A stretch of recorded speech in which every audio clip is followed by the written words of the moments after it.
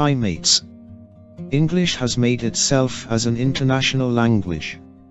It is now considered as the language of communication. For the same reason, it is now used as the official language in most of the business communications and government departments.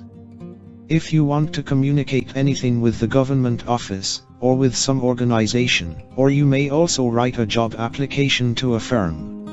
In all the places, English is in use as language of communicating.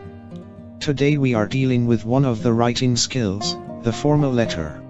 We will learn what a formal letter is, its uses, types, and format, along with the tone of the language used.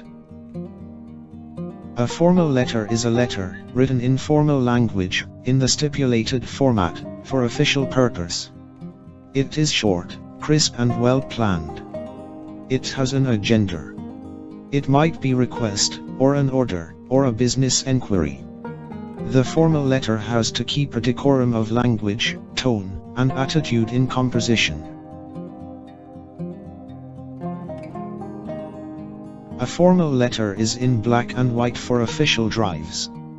The nature of the letter is formal and planned.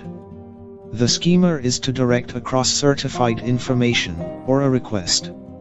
Formal letters may be written to institutions, government sectors, business letters, etc.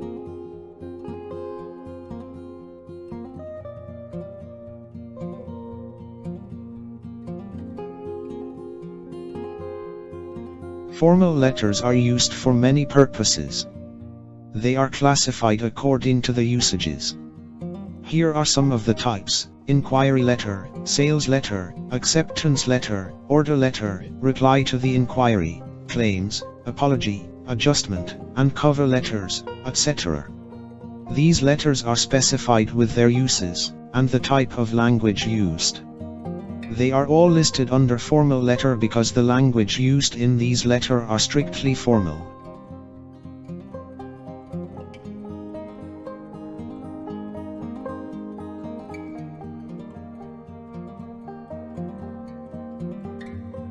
The format of the formal letter is of precision, and must be strictly adhered to.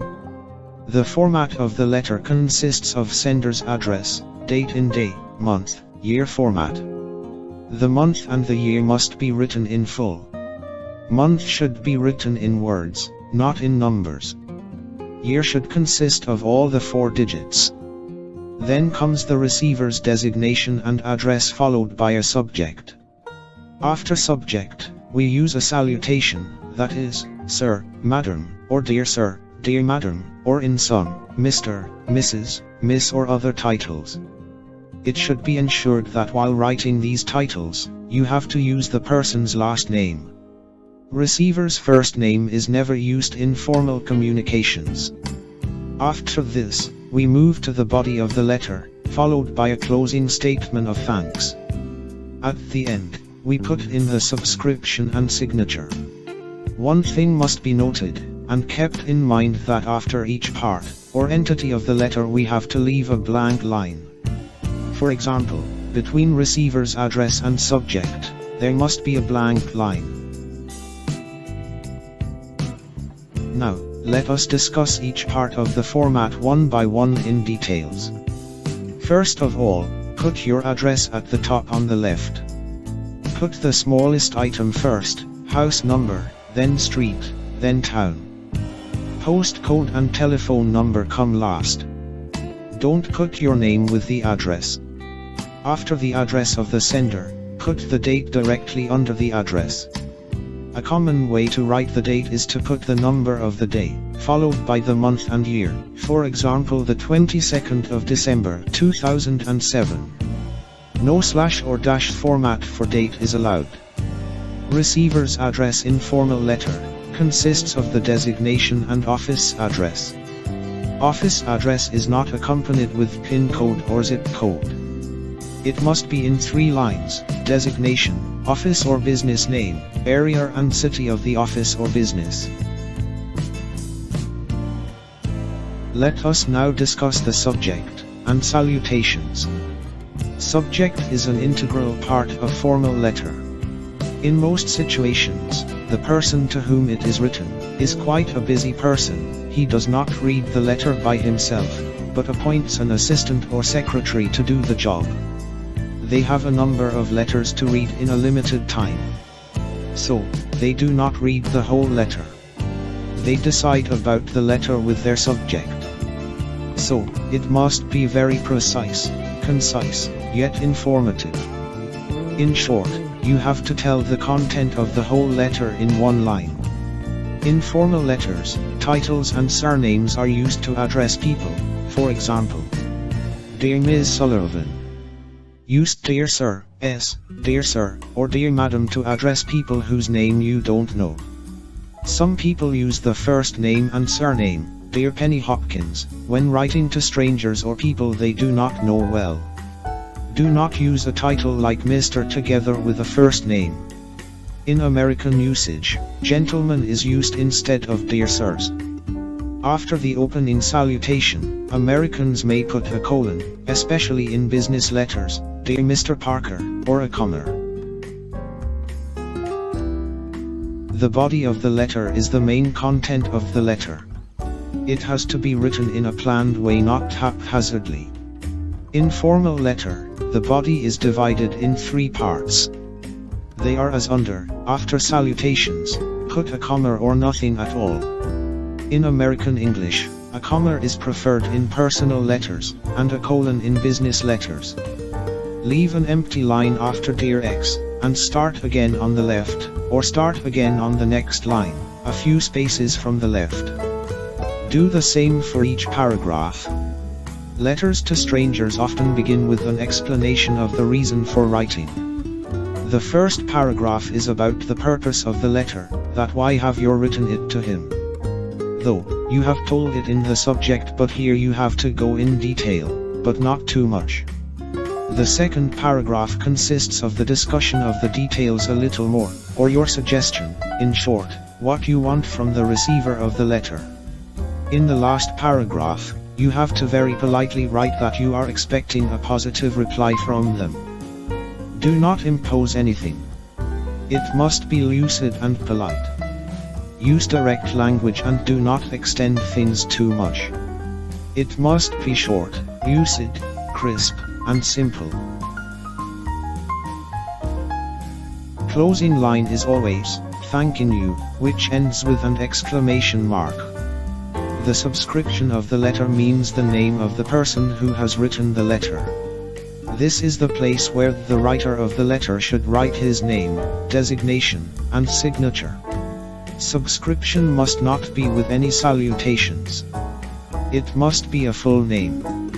Signature, if required, is placed above the name. The designation is posted after the name. Letters which begin Dear Sir or Dear Madam usually finish Yours faithfully. Formal letters which begin with the person's name, for example, Dear Susan Fernandez, usually finish Yours sincerely. Informal letters may finish, for example, Yours, see you, or love. Note that love is not usually used by one man to another. In formal letters, many people put a closing formula before yours, especially when writing to people they know. Common expressions are with best wishes and with kind regards. In American usage, yours faithfully is not used. Common endings are sincerely, sincerely yours, or yours truly, followed by a comma. Do not write Mr., Miss, or Mrs. or Dr. in the signature line. The tone of a letter reflects the attitude of the writer to the addressee and the relationship between them. Using the appropriate words, sentences and set formulas are essential in setting the right tone. Care should be taken regarding the use of the right form of salutation or greeting. A wrong salutation like, My dear Miss Sullivan, instead of Dear Miss Sullivan, to just an acquaintance, or Dear Gupter, instead of Dear Mr. Gupter to a friend of your parent will give a wrong signal of over-familiarity or disrespect. If you ask for a reply, make sure to frame your request courteously so that it will sound as a real request and not a demand. In a formal letter you may write, It would be much appreciated if you could inform me at the earliest. I shall be grateful if you could let me have the information as soon as possible. Whatever be the kind of letter, do not use expressions like kindly reply immediately or I expect your answer within a week. These expressions sound like orders despite using the word kindly.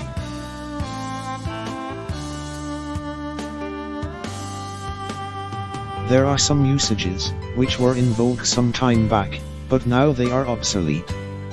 They are not used nowadays. Do not be excessively humble in your apologies. Also do not use such subscriptions as yours obediently, yours respectfully or I remain your obedient servant. These expressions are no longer used.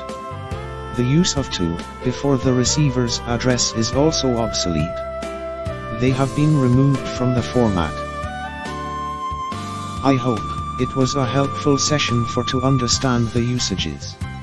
It would have now made clear that how you should write a letter.